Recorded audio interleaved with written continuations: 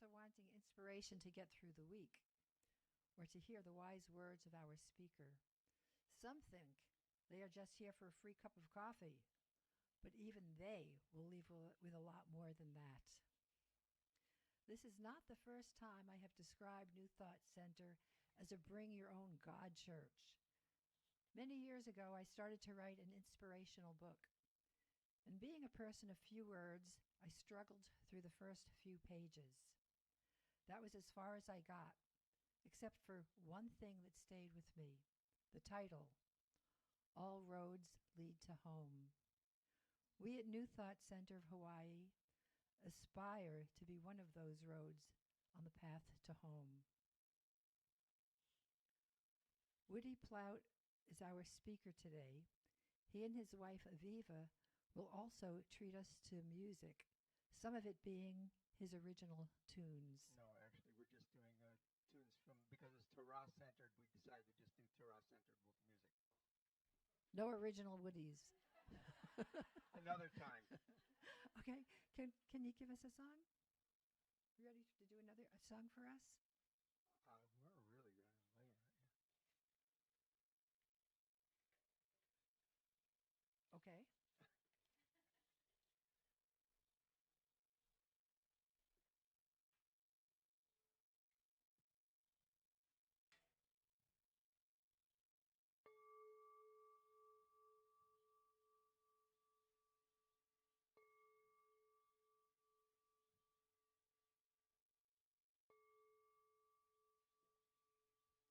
My heart goes out with the sound of the bell.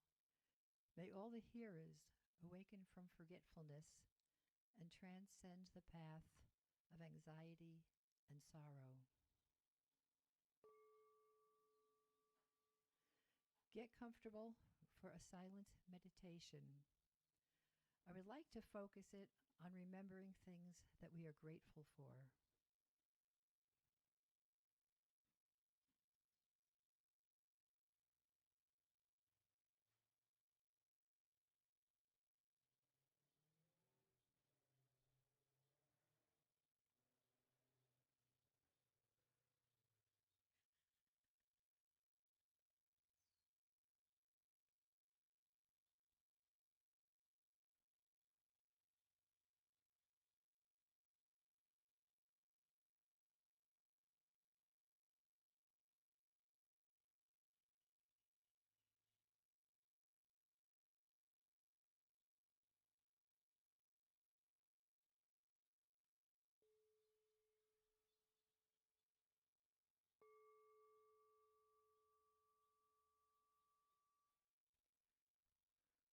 Woody, our speaker, has a question for us to all answer, and let's try to do it in one word if we can. I'm going to apologize up front. My eyes have gone south as I've gotten older, and I'm switching between glasses, and I've got new glasses in order, and they should have been here. So if I struggle with my reading, it's just it. So I'm going to ask the question of the room. Please raise your hand. How many of you were raised on Bible stories? Raised on Bible stories. How many of you were raised on Bible stories?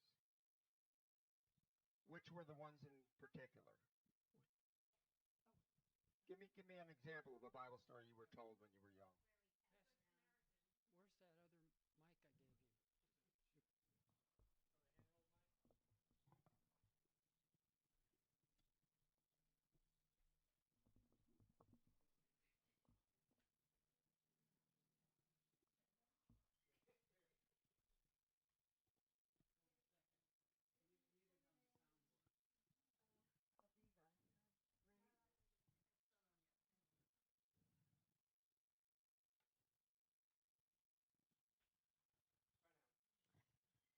My name is Aviva. I don't know. Just by title. You don't have to give the story. Jacob and his sons. Shelba. For some reason, right now, the only thing that pops in my mind is water turned to wine.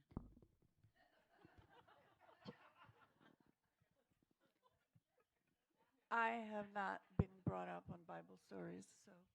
Just take the mic if you're a person who raised their hand. Please. Kathy? I'm Kathy, and it's the Good Samaritan. The Good Samaritan? You run out of time. You sure you cleared it with Masha? Cindy, I'm going to pass. Barca, Samson and Delilah, and he had his long hair and pulling down the temple. Charlie, and that was 80 years ago. I don't remember that far back. I'm Terry, David, and Goliath.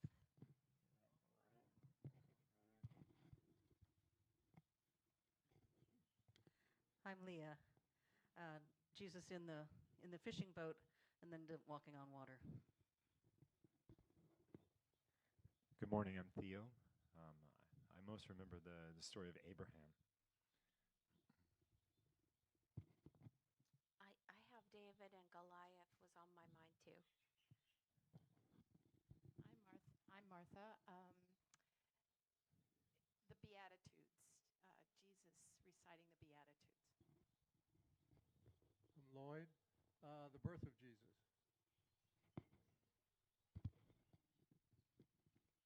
Pasha, the story of Esther. Stephen, parting the Red Sea. Parting the Red Sea. Margie, Daniel in the lion's den. I'm Bert, Noah's Ark. Stop reading my mind, Bert. I'm Candy. How about Adam and Eve? Good morning. Yeah, my name is Reagan, and I'm remembering Moses' struggle with the pharaohs and coming out of Egypt. Hi, I'm Jan. I'm thinking of the loaves and the fishes. Hi, I'm Claire. Okay, I'm thinking of the story of Zacchaeus. I'm Robert, and I'm thinking of Shadrach, Meshach, and Abednego and the Battle of the Furnace. Hi, I'm Tana, and was a devout atheist family, so nothing was mentioned. Anna, loaves and fishes.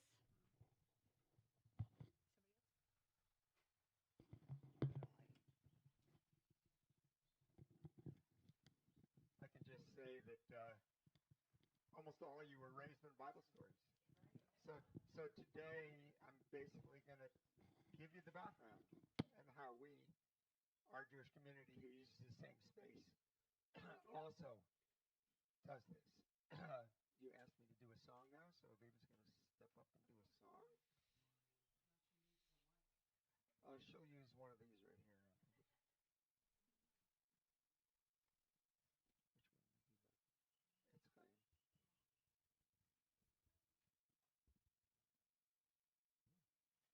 The name of this song is Etz Chaim.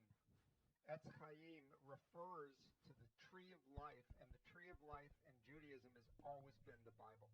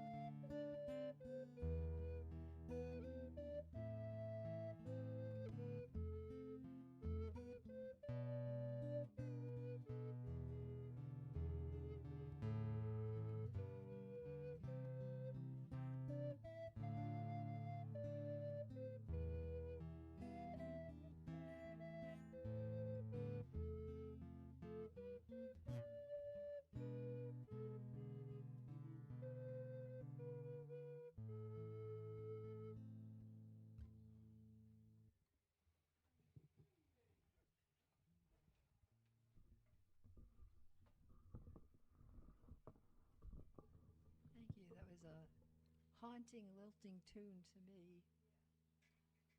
Yeah, you know, the Jewish key is A minor. So, shall I start? No. Okay. Miracles and Ordinaries, a New Thoughts style of show and tell. Share with us recent happenings, big or little, that has brought joy and wonder to your world. Anybody want to talk? Give it. You do? Do you want to come up?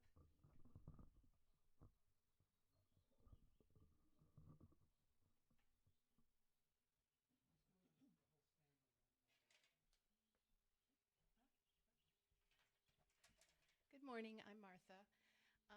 This morning I was able to witness by Zoom, Lloyd and I were, what I consider to be a miracle, which is my sister started a school about 5 years ago called the SOUL, School of Unusual Life Learning, which focuses on the embodied energetics of life from birth to death and beyond.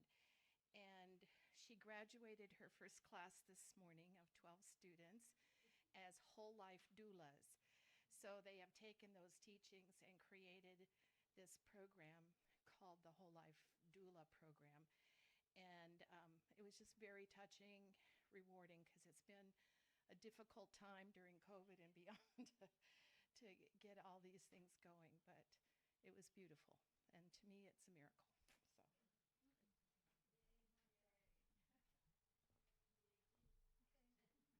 We've got time for another one or two.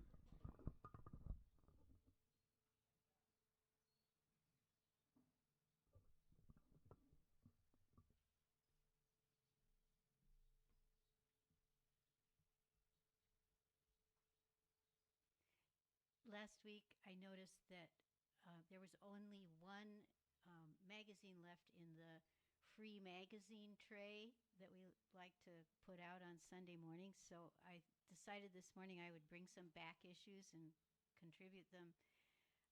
Well, the first one that came into my hand was this issue from December 2017. And on the cover, it says, Science of Mind, Spiritual Hero, Pope Francis. So, sometimes we think, okay, these different faiths are in their own silos and they don't have anything to do with us if we're not in that group. But no, there's wise teachers and holy men and women in every spiritual tradition, I believe, and that was just sort of, good timing. Thank you. And I'm going to read it first before I put it in the giveaway place. Okay.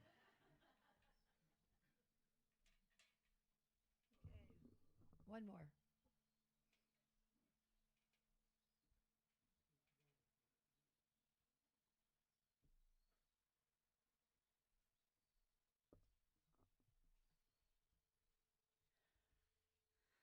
My name's Leah, and I'm just grateful to be here every day, wherever I am.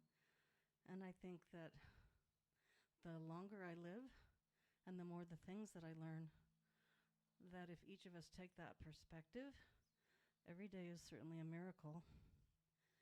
And I love what Shana said this morning, that all roads lead to home, because whatever our belief systems are, whatever works for us, whatever we've learned, all of our schooling, our teaching, our life lessons through life, then we embody whatever that is, and then we're able to share that, whatever that is.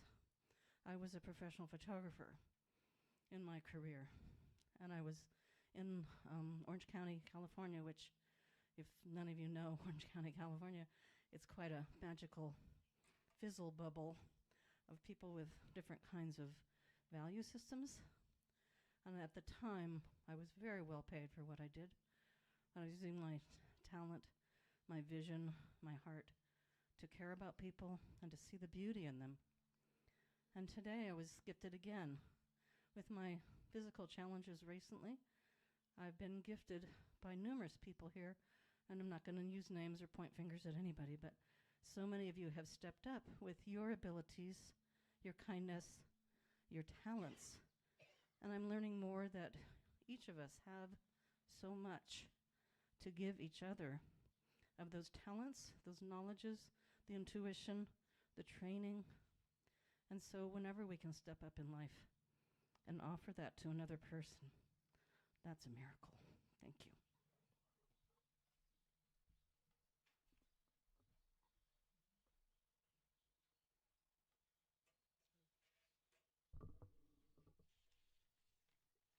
Today's speaker, as you well know already, is Woody Yehuda Plaut. Woody served almost 20 years as librarian for the Konawaina school system. He is an influential member of Kona Beth Shalom, the Jewish congregation that shares the New Thought Center here with us. Yehuda belongs to a highly renowned family of Jewish rabbis. His uncle wrote the widely used modern commentary of the Torah. His father, his brother, his first cousin, all rabbis, who served as teachers and leaders throughout the country. Yehuda will tell us what the Torah means to the Jewish people and the long journey Kona Beth Shalom's Torah took to end up here in Hawaii. Welcome, Woody.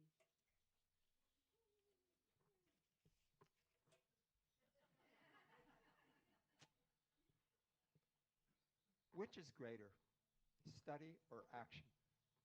Rabbi Akiva, one of our real wise men, asked this, and the sages agreed. Study if it leads to action.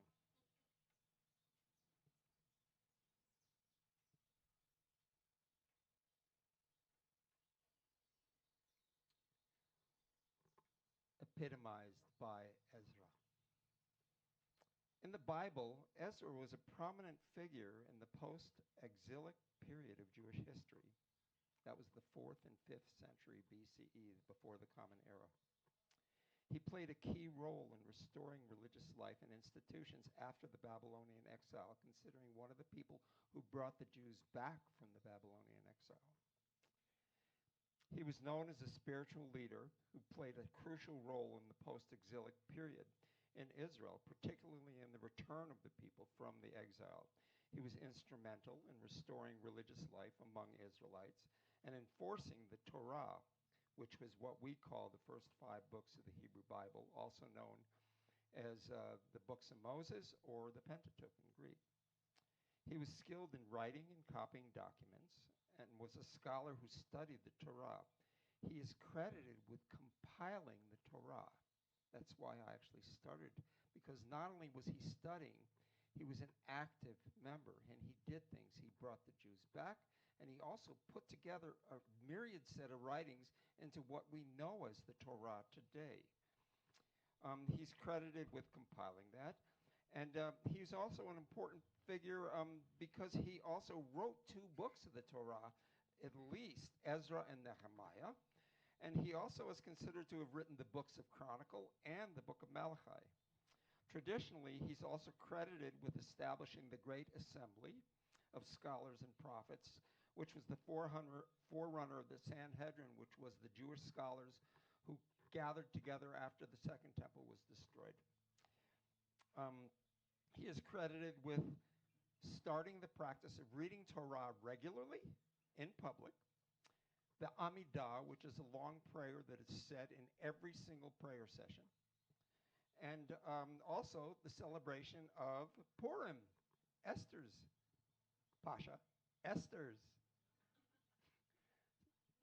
celebration. In biblical times, the scribes were not only the writers of the Hebrew code and its accompanying traditions, but were learned men who also interpreted the law and pronounced on religious questions, which are called responsa. Together with the Pharisees, they led their people in their endeavor to understand and fulfill the Word of God. Now, many of you have heard the word kosher. In Hebrew, we say kasher. We pronounce it differently. And you'll also hear mostly in Hebrew, when we pronounce words, we usually accent the second or third syllable, whereas the same word in English is accented on the first syllable, kosher. But we say kasher. A kasher Torah is what we are talking about. In Judaism, we use that term in general to say that something is acceptable. A Sefer Torah, the book of the Torah, which is in perfect order and meets all the requirements ordained by custom to use in prayer, is deemed to be kasher. We also use this word, as you well know, in identifying food that we can and cannot eat, but it's meant in a much broader sense. You can actually use it in everyday language. Something's kosher, that means it's okay.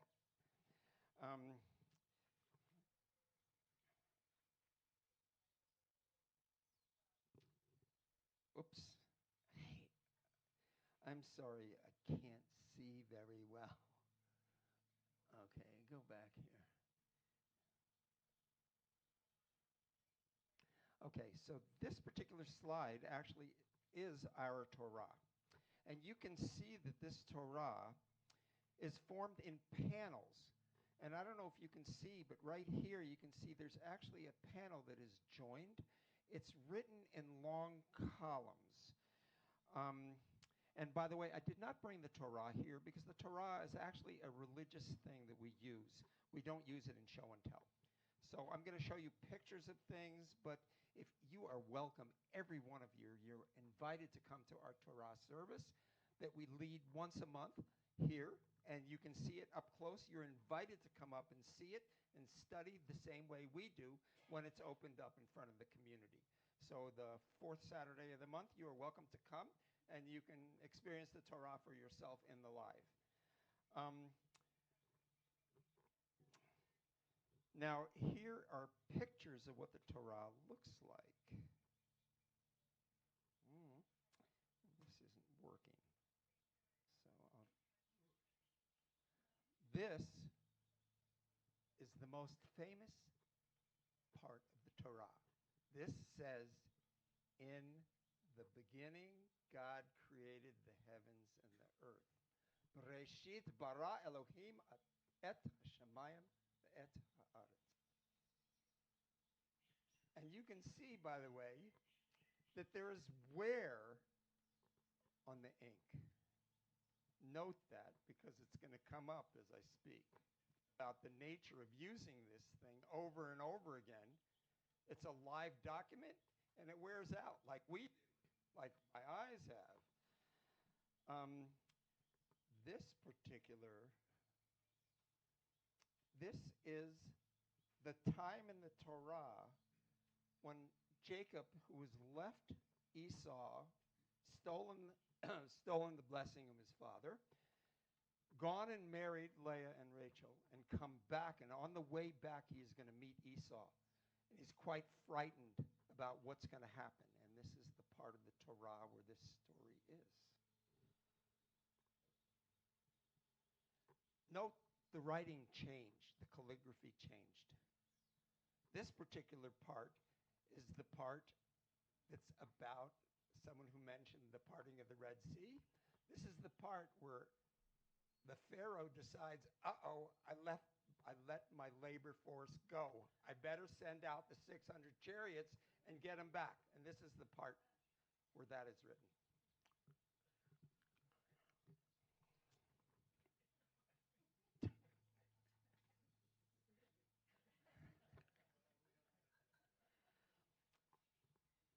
So now you might note, and I should have pointed it out in the last slide, so maybe I can. But you might note that one of the things that has to do with the writing, notice here in this last slide, when you get to the end of a line,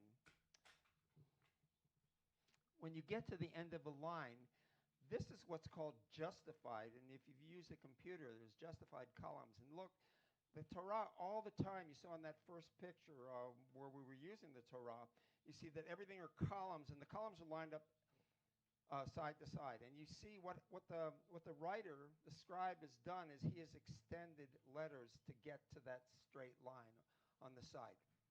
And you don't see it in all calligraphy. Some of the calligraphers, the other style of calligraphy, which I just showed you, this one right here, they're really good at it. And they've done a little bit, but not that much. If you look at this hay right here, it's not the same as this hay right here. This one is extended a little bit to get to the justified column. The Hebrew goes from here that way. And you saw when I read Bereshit, when I read in the beginning, I went this way. Right? Now, the very last one is probably the most important thing that's written in the Torah, because the whole world follows this. This is the Ten Commandments. And you see the Ten Commandments are written in such a way that there are actual spaces put in by the scribe who wrote this. You know, here it says, I can't hardly see this. You want to help me, Aviva? It's just so hard for me to read. Just, yeah. Anochi Adonai, Adonai Elohecha Asher Tzedcha meMitzrayim, me'eretz Mitzrayim, mibeit avadim. I am God who took you out of the land of Egypt in the house of bondage. Down here you have such things as Al tignov, don't steal. Al tirtzach, don't commit murder. Here it is, right here. And by the way, it's in two places in the Torah. Once in Exodus and the other time in Deuteronomy. They're not exactly the same. You know, here's probably a very important one. At Yom HaShabbat Yikadshu. Preserve the Sabbath to preserve its holiness.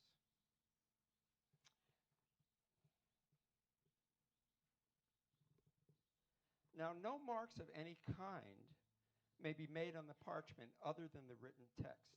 So in order to set out the page neatly and preserve straight lines and correct spacing, which are called sirtut, a small little wheel or regular spokes is used, and it's run over to make exact lines. Because even though this looks like it's wavy, it's because the parchment itself is wavy. When it was originally written, it was written as if this was lined paper, but it's not. And what they do is they run this wheel over, and wherever a spoke goes down, they take a ruler, and they take a very sharp awl and very closely score the parchment, and you're supposed to write on that scoring. You're actually not, the person who writes a Torah is not allowed to write more than 3 words if it's not on the scored line. The rules. There are rules to writing a Torah. They're very, very, very specific about it. Now the calligraphy, we saw 2 completely types of calligraphy. This is the second one here. The first one is called an Ashkenazi. That's really the group from Northern Europe. And this is the Sephardi, the group from North Africa. And it's not, so, set that's where everybody is. But there are 2 completely different groups within Judaism, the Ashkenazi and the Sephardi, and they sort of approach things differently. And they split their decision-making about what's right and what's wrong with arguments, because we Jews love to argue, just so you know. I taught debate in school. So the calligraphy is also prescribed in these 2 styles.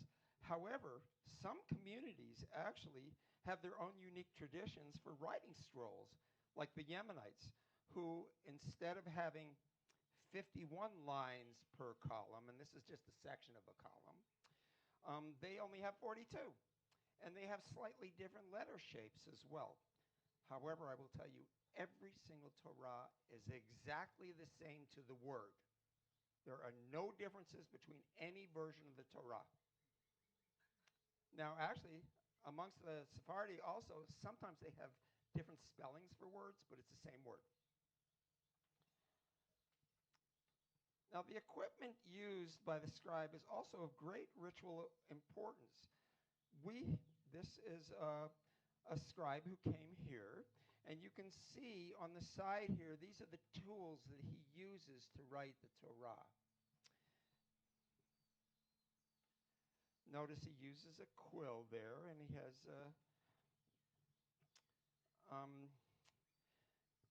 when he uses the quill, it's a specific quill of a fowl. The ink has to be clear and black and lasts for hundreds of years, even though it wears. It is made from tree galls, which are boiled, and then they add iron sulfate, which traditionally has been made from rusty nails that are added to it, and then they add a gum arabic to make it thicker because it's too thin. Once again, you can see very closely right here, these are all the different quills that he uses.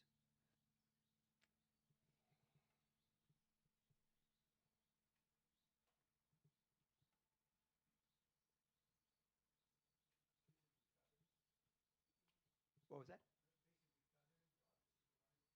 I can't hear you, sir. They're quills. Usually they're goose quills. Yes.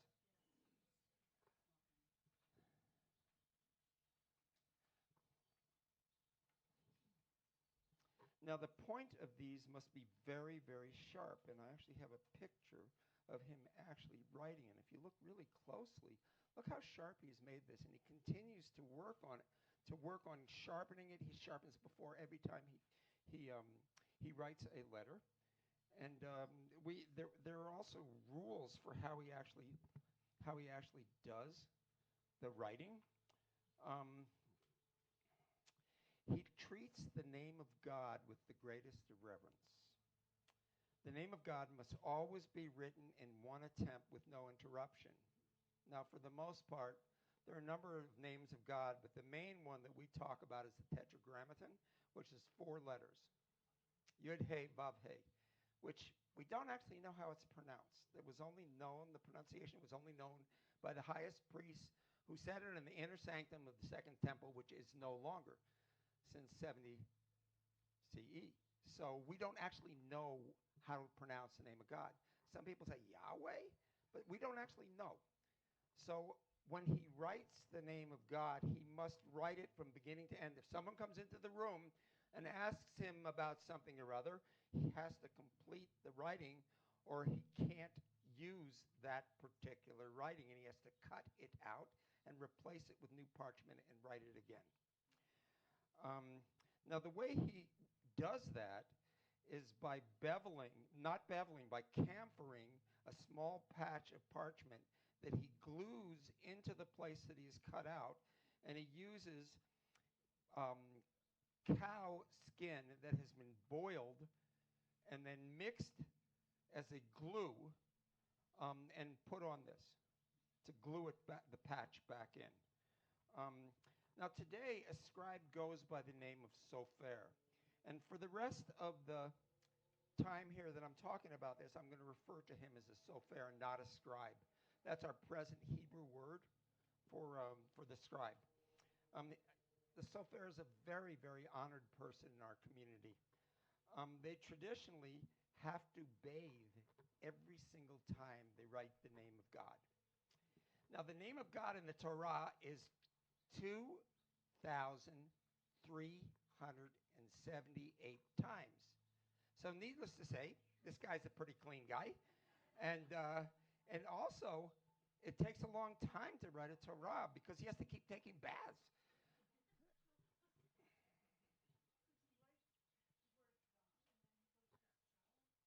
I think he does it before. Yes, doesn't it make sense? He's got to write the pure, the most holy of names in this, so he has to be completely pure.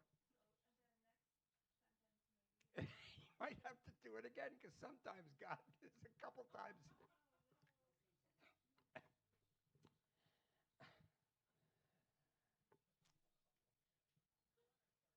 So I got to tell you, not only does he have to do this, the Torah itself has, and it's very, I've seen this man work. It's really slow work and very, very precise. There are 304,805 letters in the whole Torah.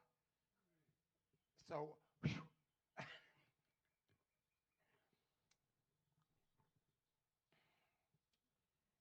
Now, most of the sofer's work is confined to the repair and maintenance of existing scrolls. In a traditional Jewish communal life, a new scroll is received by a community, and from now on I'm going to refer to the community as kehillah. That's a Hebrew word.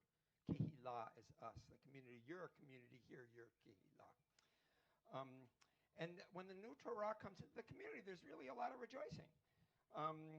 When old traditions survive, there's even dancing in the streets when it's born to its new home. And also, the very last lines of the Torah, of a new Torah, are usually left blank so that the members of the community can actually participate in the writing of the Torah. Our Torah was given a complete restoration in 2006. It was flown first class to Miami, Florida, where Rabbi Moshe Druin, the sofer that we saw in earlier photographs, re-inked and patched the whole thing as needed. Maimonides, a 12th century physician, rabbi, and philosopher of both the Jewish and Islamic worlds, found that the Torah has 613 commandments, about evenly divided between the do's and the don'ts. One of the do commandments is that every person must write a Torah in one's lifetime. Rabbi Druin accompanied the Torah that he had just finished reworking back to Kona to help members of our community carry out the commandment of writing a letter to fulfill the mitzvah. And here is a member of the community. They're not actually writing it. The tradition is, so they don't make a mistake. So the tradition is the sofer writes a letter, and you hold the quill above, as this woman is holding, and thereby get credit for writing a Torah, for fulfilling one of the 613 do's.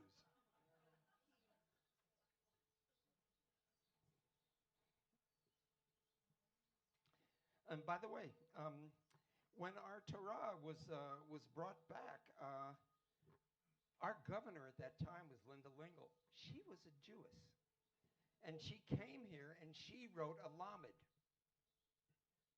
So she fulfilled this mitzvah as well. Also, all the rabbis from throughout Hawaii came for this rededication of the Torah, and we had a big to-do. We took up a couple ballrooms at the now gone Outrigger Hotel downtown, and it was really fabulous.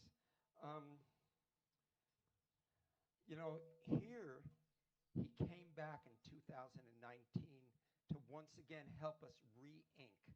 And here is the group just watching him do it. And, when he's here, it's like, you've got a scholar in residence, basically. And he's talking to us about the Torah, and he's telling us that, what's going on with this particular Torah, and, brings children around. Everybody's just rapt. This man is, he's a brilliant man. And we love spending time with him because he teaches us. Now, where did our Torah come from? Now, the Jews have lived in Bohemia, Moravia, and Silesia for more than 1,000 years. This is a series of maps that shows that particular area. Today, this is the Bohemia, Moravia, and Silesia. This is where Czechoslovakia was. And now it's Czechia and the Czech Republic. It's actually split into two entities now, two polities. Now, the Jews in these communities were alternatively welcomed and expelled over the centuries, and life was actually quite precarious. In the 16th and 17th century, there was a significant Jewish community in Polna, Czechoslovakia, where our Torah came from, which was then a thriving market town for the textile industry under the feudal lord, Cardinal Franz von Dietrichstein.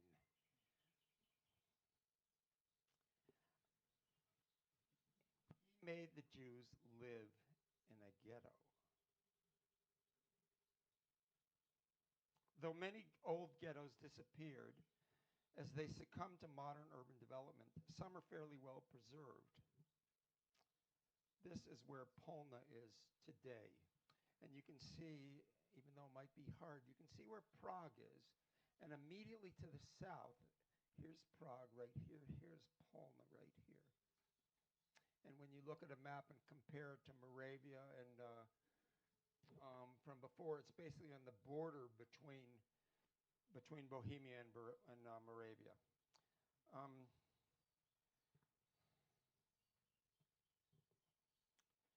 Now, Polna was a way station town between Prague and Brno, as you see. And there's a Getter complex there that has been relatively undisturbed since its inception in 1681. Now, you're going to have to excuse me, but I have a montage that I don't know how to get to. Oh, I know what I can do. Let's see here.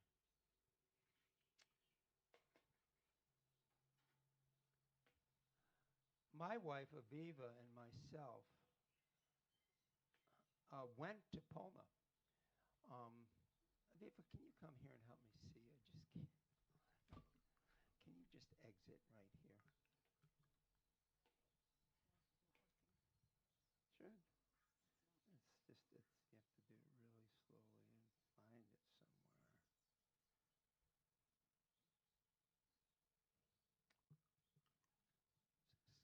Escape doesn't work. Oh, there we go. Got to escape.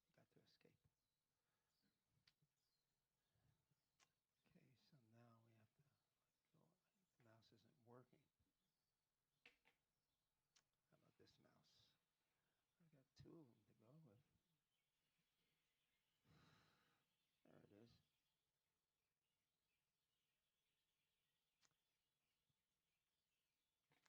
This is a montage of photographs that I took. Oh, it's not on.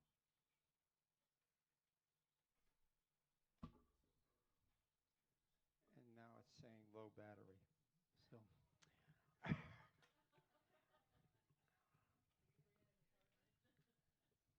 connect power now. I didn't bring power. Oh well. What was that? Do you have a power? What was that? Didn't bring the charge. I assumed it would actually last for more than an hour. It's a brand new computer. I just bought it from Costco. Anyway, it's a Dell. Okay. Meanwhile, it's not even showing what I just put on here. Is that weird?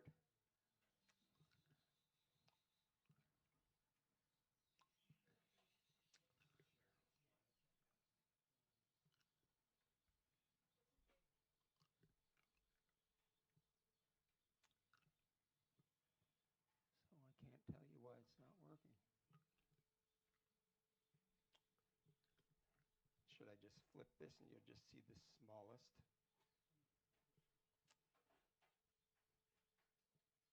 I apologize for this. What was that?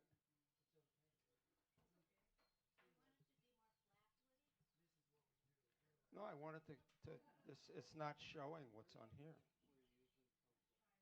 Right here.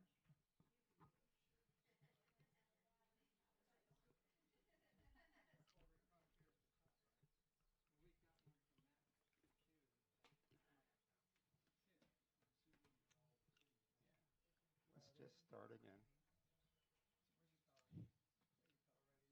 See, it's not. Oh, you got power. Unfit. Oops. But it's weird that it's not even showing here, though. So I don't really know what that is.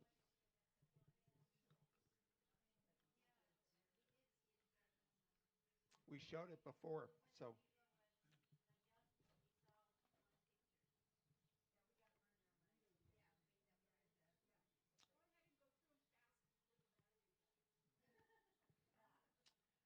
Well, but if it's not going to show anything, what difference does it make?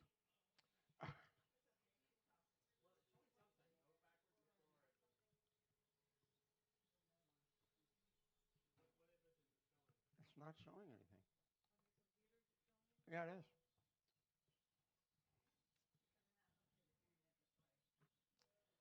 This is not from the internet. It should be from the computer to this.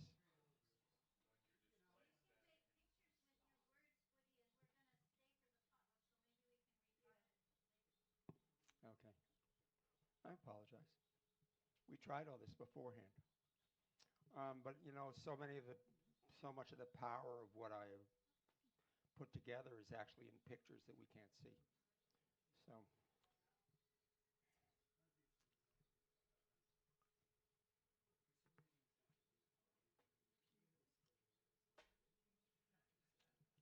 If in doubt.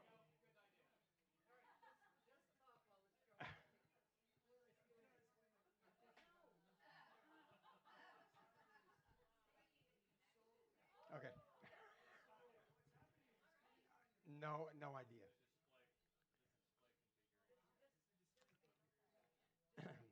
Okay, I just have to speak, but we missed a lot of it.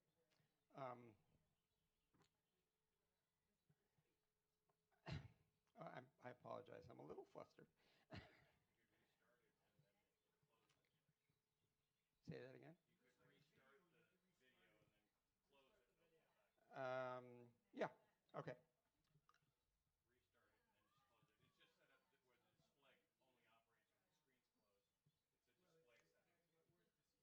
But it's the mouse is not easily showing either. Here it is. Okay. Okay. Ha. Well done. Thank you so much.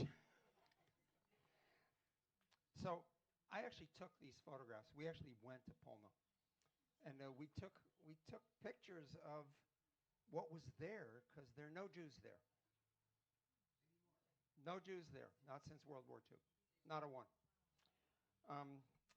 In the 16th and 17th century, let's see, formerly this town was separated by upper and lower gates. It had 32 houses. It had defined courts and with a hand pump in the middle, which is still there, and a little grove of trees to the side. The Kehillah, the community, lived in the complex for nearly 300 years.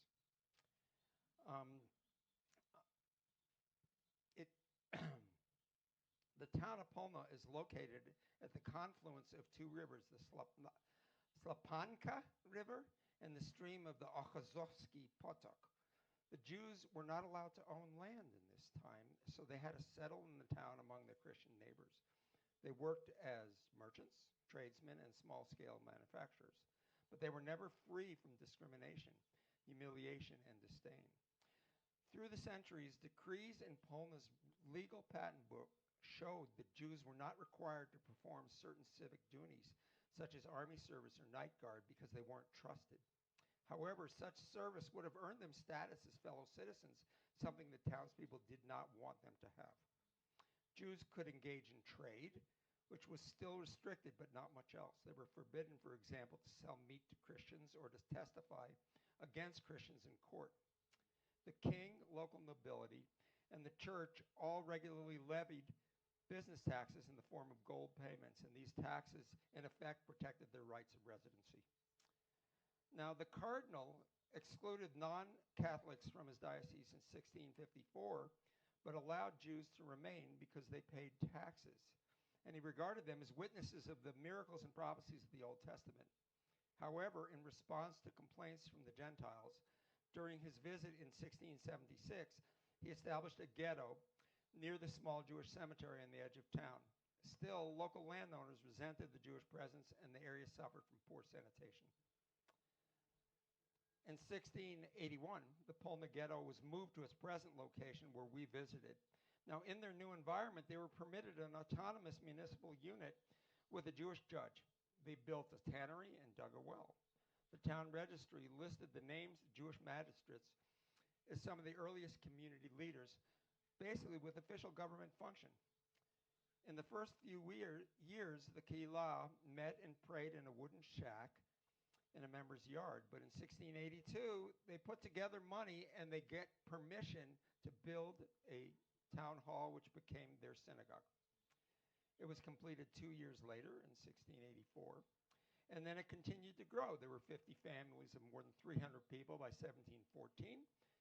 And then they got permission to build yet more buildings. They were loyal patriots. When the Emperor Ferdinand V arrived in 1836 for a state visit to a town near, a large deputation of Poland's Jews, were in grand procession to welcome him, and they made flags, and they brought the Torah, and they celebrated with him. In the 18th century, there were 87 families, and 16 new houses were added, completing the upper large triangle that we visited. This formed a small court. Over time, the whole community numbered 70, to the point where many of the people were living in very crowded conditions, and the wealthiest people moved out of the ghetto into local other parts of town. Unfortunately, 2 years after the temple was completely redone, there was a major fire in Polna, the largest fire that Polna has ever had.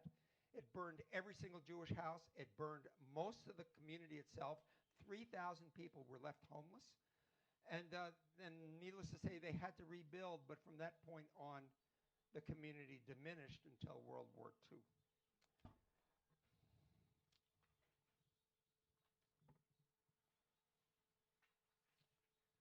The last rabbi of Polna, Rabbi David Alt, emigrated in 1920, and after that, most of the houses were sold to Christians, and only 85 Jews remained. In March 1939, after their invasion, and now it's time to actually open this if I can, and hopefully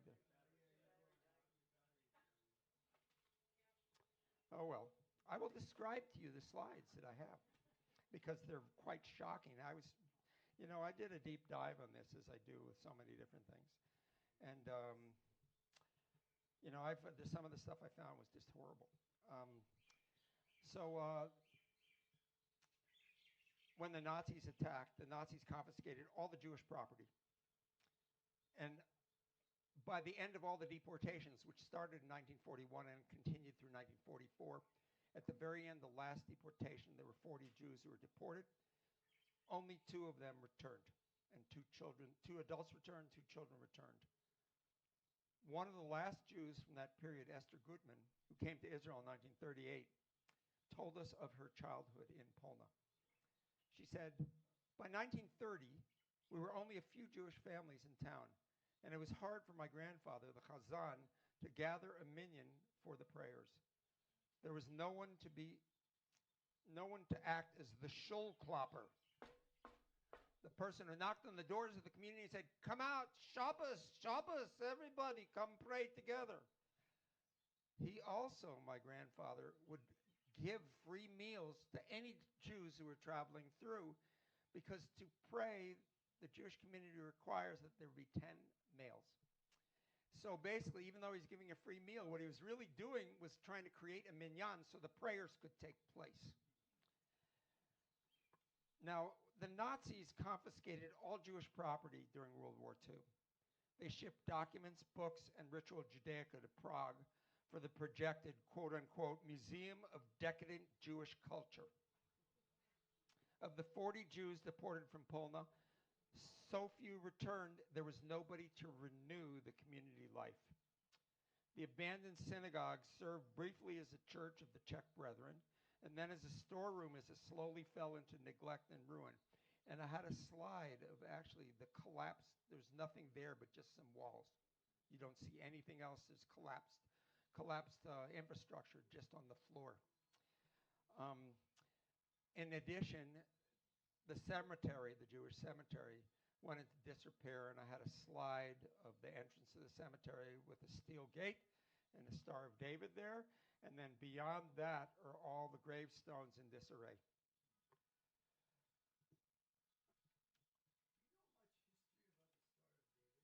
Yeah, but I'm not going to talk about that now. Later. Now, the following is a description of what 2 people saw who wrote in Synagogues Without Jews in 2000. Facing a narrow alley just off the large court, the north facade contained 2 stone portals, but there was nothing else there. There was a charity box that had been torn from a partition near one of the walls, and a plaque that blessed the person who gave it to the congregation. Now, after half a century of neglect and misuse, the synagogue is now undergoing, or at that time when he wrote it in 2000, was undergoing a restoration.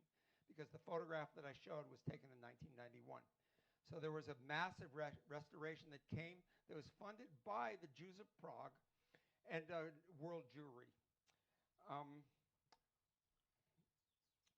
So how did the Torah make it here?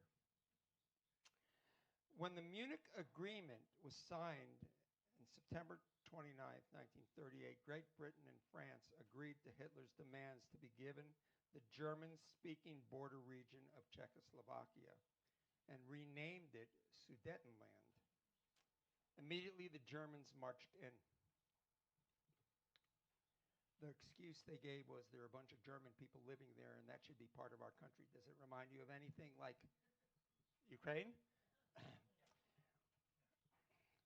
Now, the Jews from about 60 congregations in this prosperous industrial and commercial area had 2 to 3 days to flee to the interior, which was still a free and sovereign country.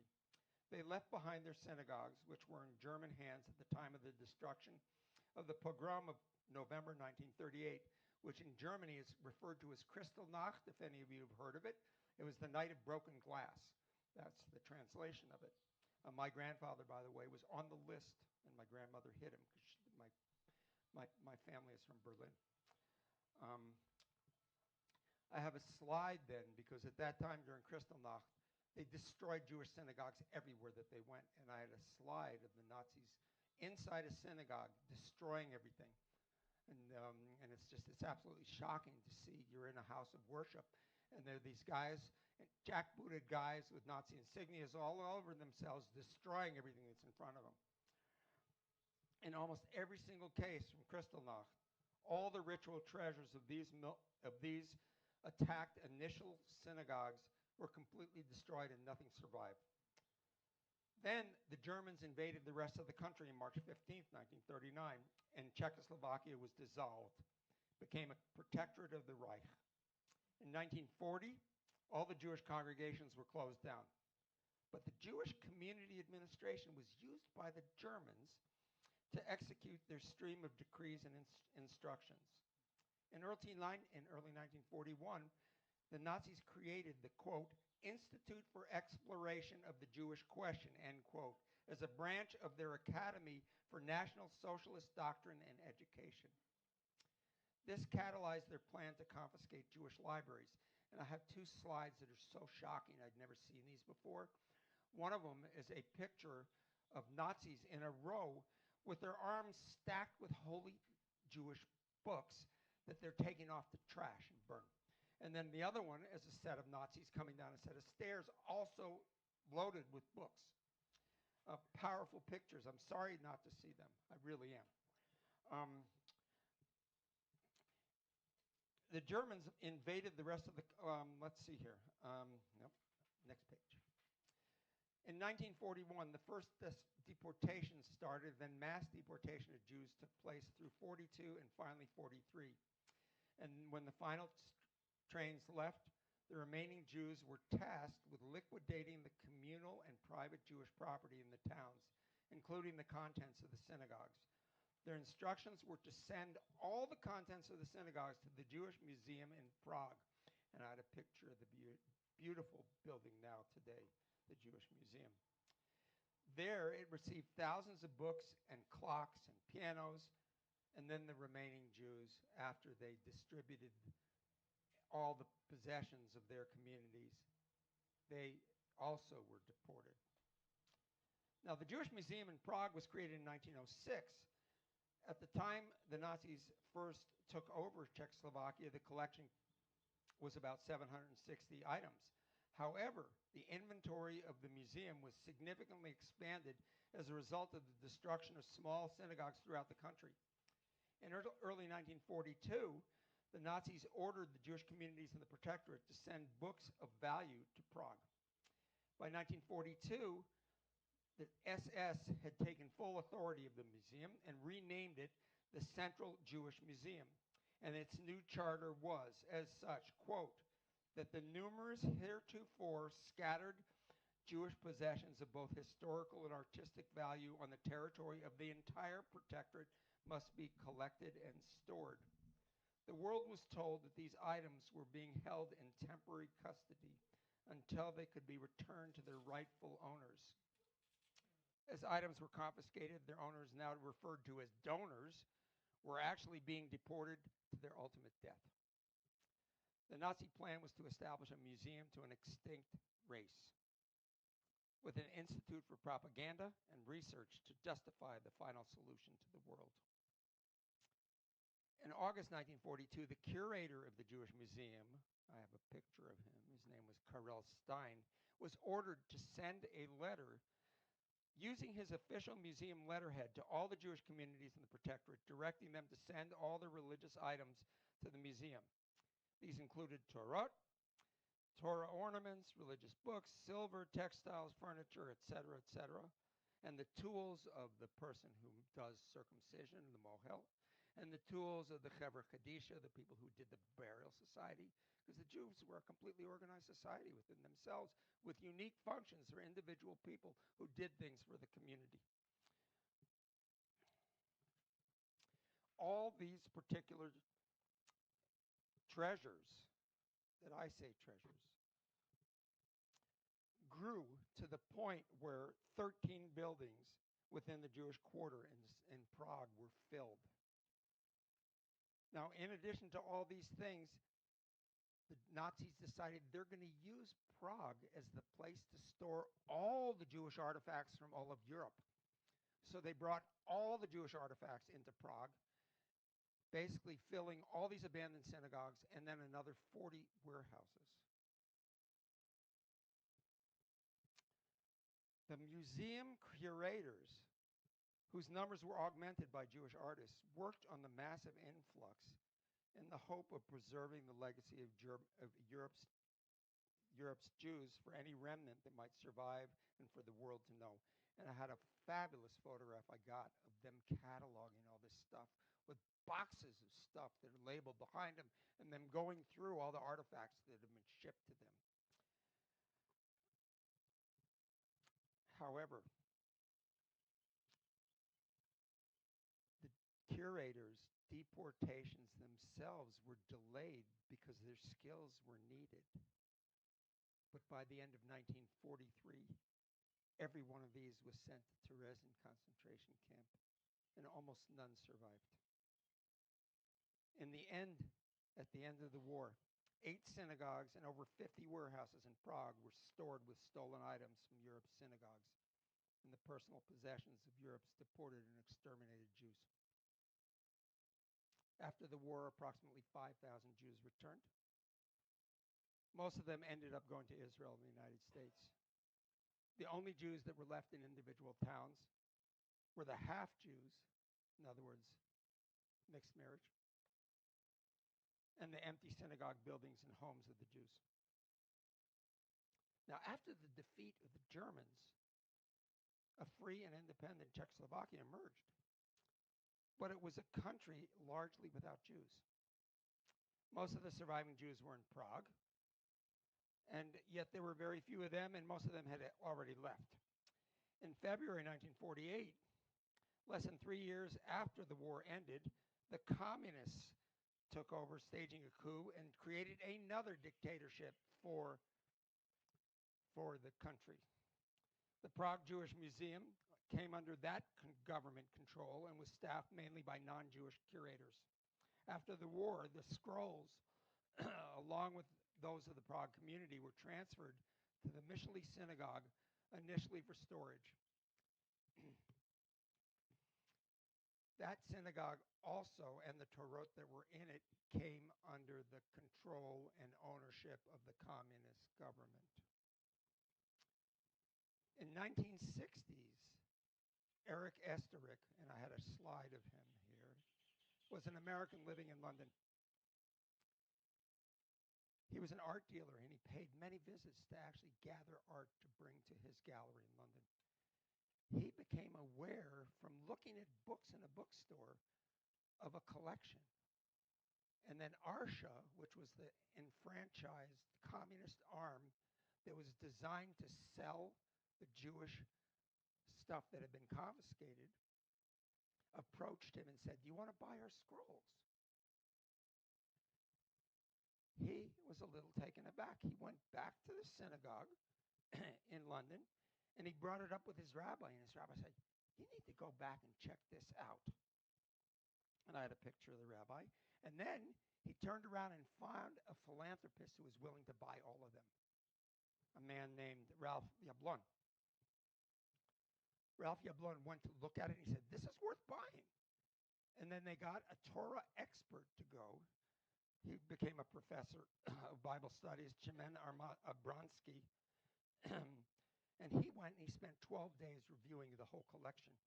And then Esther came back, bargained for it, and bought the whole lot. Eventually, 2 trucks were laden with hundreds and hundreds of scrolls in all states of disrepair, and they arrived at the Westminster Synagogue in London on February 7th, 1964. It was clear that most of them would need attention. In the photograph that I have of the scrolls on end are just, they're all marked with numbers, and it's really obvious, my God, these things, you couldn't use them. Because remember, a Torah has to be perfect to use it. None of these were perfect. However, it just happened that a few months later, a Rabbi David Brown, who was a young sofer, remember a scribe, he called in and he said, "Is there any work?" Yeah, and basically what scribes did in those times is they just went from one job to another because they're just repairing all the time. Little did he know that there was 20 years worth of work here. And he basically was hired on full-time at what was now constituted the Memorial Scroll Trust, a nonprofit that was created to deal with these scrolls. All the scrolls were basically repaired by Rabbi David Brand. And then as soon as they were repaired,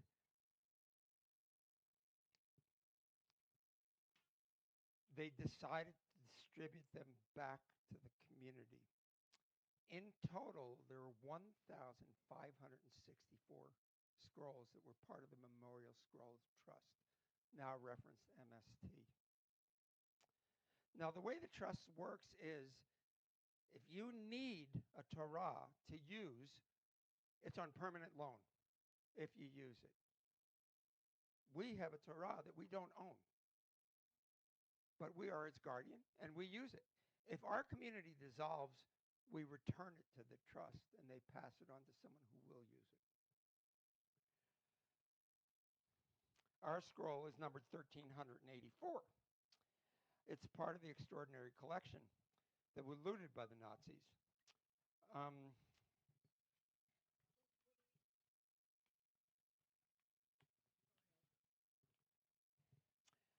Now, in 1985, Konabes Shalom was approached by Mark Talisman, the director of the Washington, D.C. office of the Council of Jewish Federations. And our Torah, which at that time was well over 300 years old, now it's 350 years old. And he knew that we needed a Torah, and he managed to get one of these Torahs for us. And then he approached the present rabbi at that time, Rabbi Michael Berenbaum, in London to ascertain that Torah was kosher. Then, traveling with the Torah on the airplane, he brought the Torah here to us. In 1985, on March 30th, the Torah was brought here, and we had a massive rededication as it joined our community. And from that day forward, this gift from the community of Polna to us, which in those times of Torah was made to celebrate things, we in turn celebrated its re-entrance into our usage. For 40 years now, we've used this Torah. And you are welcome to come and see this Torah. It's an amazing document. You can feel it when you're around it, how amazing a document it is. I want to end with something that was going to be very powerful on the screen. We have the names of 93 Jews who lived in Polna. And the last two screens were lists of their names and their ages.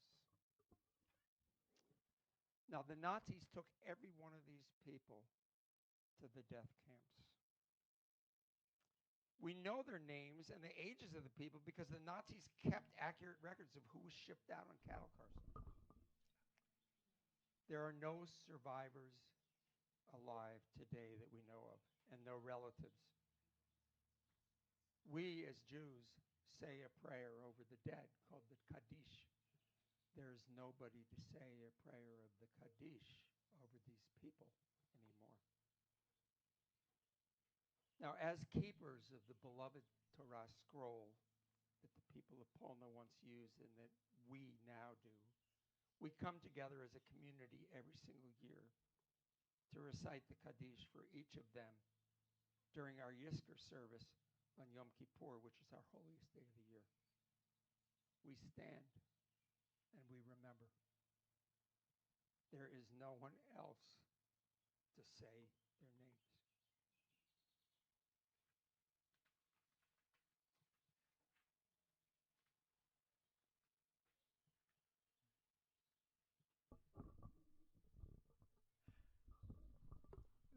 Powerful, powerful story.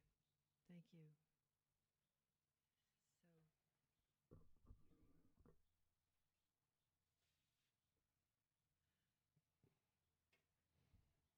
Now we're going to pass the Koa Bowl for donations to keep this center going.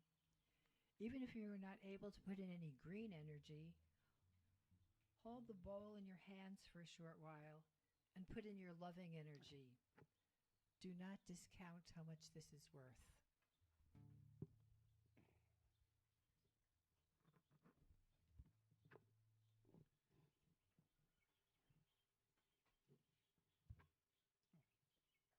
Do you want to use this?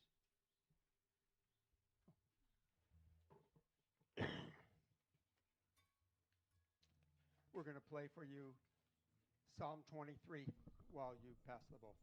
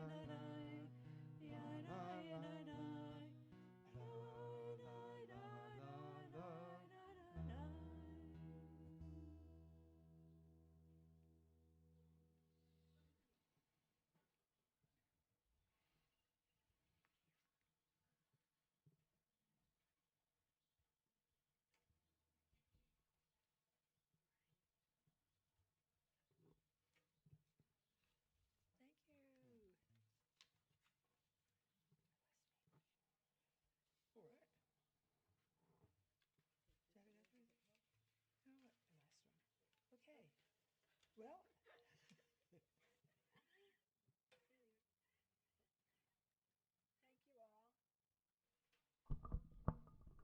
just know your presence here today is a blessing. And be sure to know that the world is a better place because of you.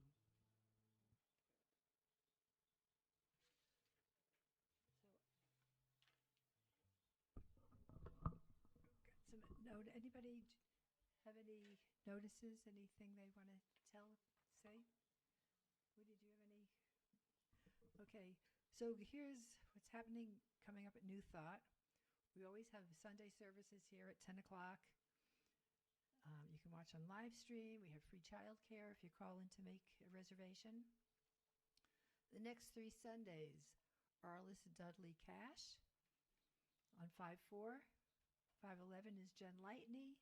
5:18 is Drew Womack. Weekly classes Mondays at 4:30 we have Tai Chi. And this is the last Sunday of the month, which is our potluck day. Crystal Ball meditation is the second Sunday of every month, starting promptly at 9. And special events coming up. This Wednesday, I'll be hosting a recorded, very wonderful, powerful, guided meditation on opening your heart. Starts at 6:30, and it's a half-hour meditation and we'll stay as long as we need to afterwards to talk. This coming Wednesday at 6:30. No. Saturday, May 3rd, Margie Bourgeois is having her from 10 to noon her skills for independent living. Saturday, May 17th, Maria Mann is doing the fourth of her workshops from 1 to 5.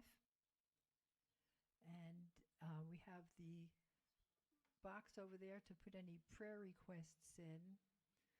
Please be sure that if you put in a prayer request for somebody else that you have their permission to do that. There's a volunteer sheet. There's a sign up if you want to be on the mailing list. And anybody now? Okay. Let's circle up for our closing song.